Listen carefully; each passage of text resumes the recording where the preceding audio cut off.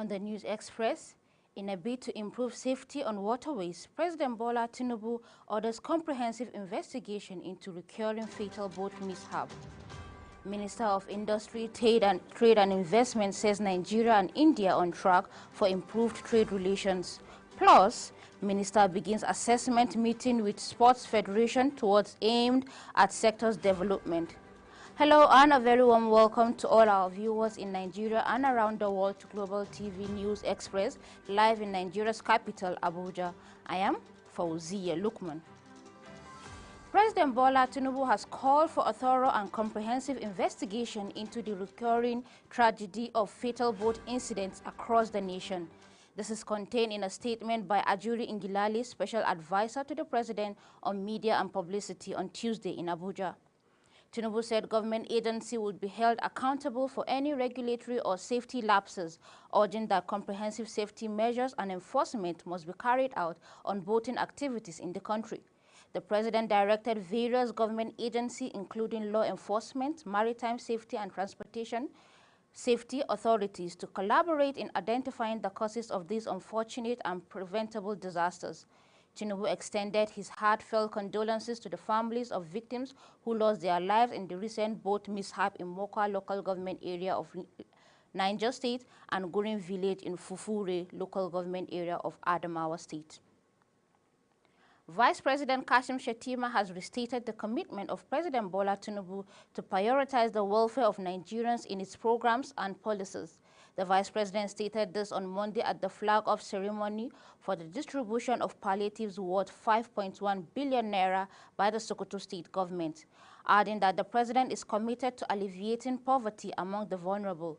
Uyi Agumofegwe has the rest of the story. According to the Vice President, Tinubu's administration is committed to promoting the welfare of citizens, noting that the distribution of palliatives by the Sokoto State government is a laudable initiative by the governor, which is worthy to be emulated by other state governments.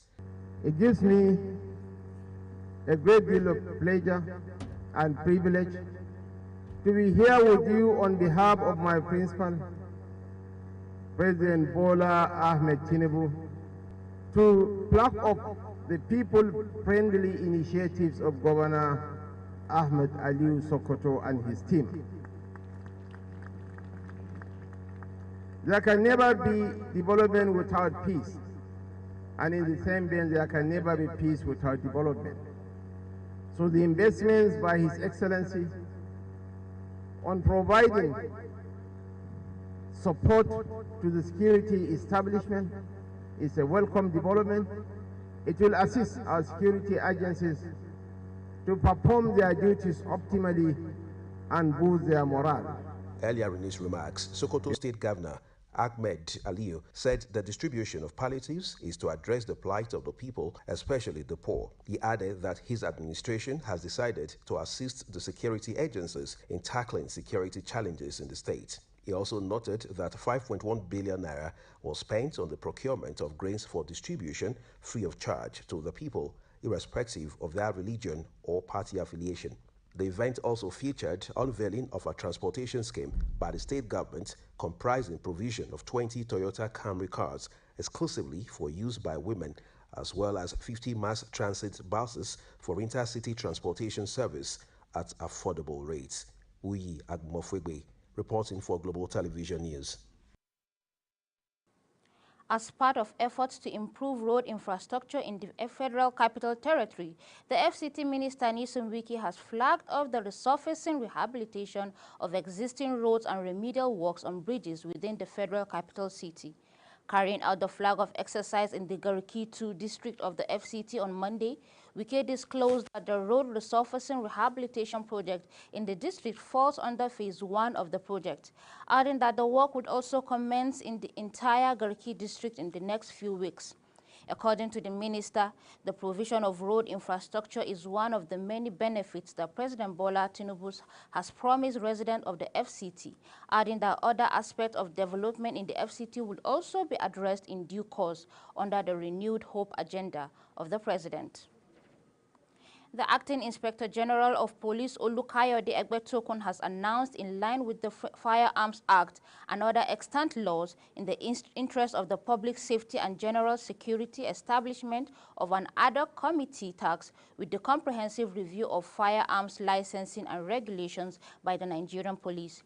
Egbetokun on Monday revealed that the committee's mandate will encompass a thorough assessment of current firearms license procedures and regulations, with the aim of enhancing their effectiveness and transparency and accountability. The force headquarters also said the police will engage with relevant stakeholders, including legal experts, civil society organizations, and experts in the field, to ensure a holistic and well-informed review. Gunmen suspected to be bandits have attacked Kulben community in Mongu local government area of Plateau State and 10 persons killed. A resident of Kulben village, Moses Fwang, on Monday confirmed the attack. Fwang said the incident, which happened on Sunday night, also left several houses belonging to villagers destroyed by the bandits before they fled the community. The chairman of Magavul Local Development Association in Kumbun district, Dr. Elisha, who also confirmed the attack, said from the information he got, 10 persons were killed during the invasion. A series of coups in West Africa is putting the unity and capability of the economic communities of West African state ECOWAS to test as it seeks to restore civilian rule in countries such as Burkina Faso, Guinea, Mali, and Niger. These four nations have joined forces to resist economic sanctions and potential military actions by the other 11 countries within the bloc. On 26th of July, the military junta in Niger placed President Mohamed Bazoum under house arrest, accusing his administration of mismanaging the country's resources and allowing security situation to deteriorate. In response, ECOWAS imposed trade sanctions on Niger and even threatened military intervention. Meanwhile, the coup plotters are reportedly using Niger's meager financial resources, including by allegedly extorting Sonidep, the National Petroleum Company, and diverting custom taxes to put people on the street and give the illusion of popular support. At least one person was on Tuesday morning confirmed dead in a lone accident involving a truck fully loaded with wheat on Otedola Bridge inward Ojudubega area of Lagos. The Permanent Secretary, Lagos State Emergency Management Agency, last month, Olufemi Oke Osuntiyola, who confirmed the accident, said only one male adult died in the accident. According to him, his men arrived at the scene and discovered that a truck with no registration number was involved in the accident. Further information gathered at the scene revealed that the truck lost control while descending the hill from Mobile Filling Station inward Otedola while trying to avoid collision with other vehicles. The driver compartment was found hanging down the bridge with some of the loads literally all over the road, thereby blocking the entire road under the bridge inward Otedola Estate. You're watching Global TV News Express, coming to you live from Nigeria's capital, Abuja. We are on StarTimes channel 276. Kindly follow us across social media platforms using @GlobalTVNG and other handles now showing on your screen. When Global TV News Express return, Minister of Industry, Trade and Investment says Nigeria and India on track for improved trade relations. We'll tell you about this and more right after this break. Please don't go away.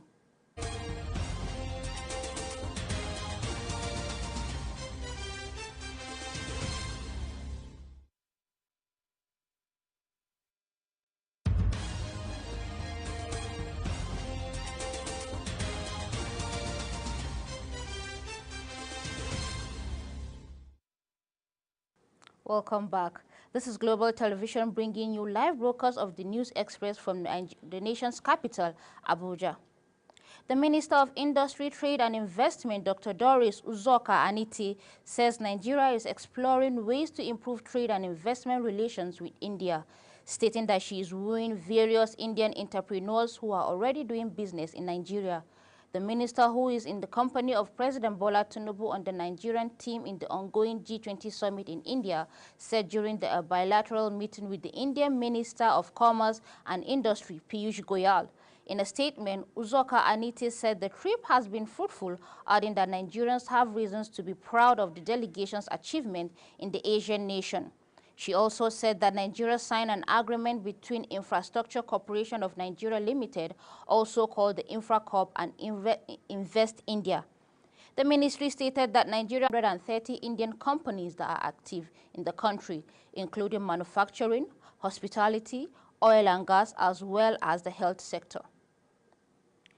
North Korean leader Kim Jong-un arrived the Russian Tuesday ahead of the meeting with President Vladimir Putin that has the United States has warned could see an arms deal to support Moscow's assault on Ukraine. Making a rare foreign trip and his first appearance since the pandemic, an unsmiling Kim waved from the doorway of his heavily armed private trail as it departed Pyongyang on Sunday evening, according to images published by the North Korean state media.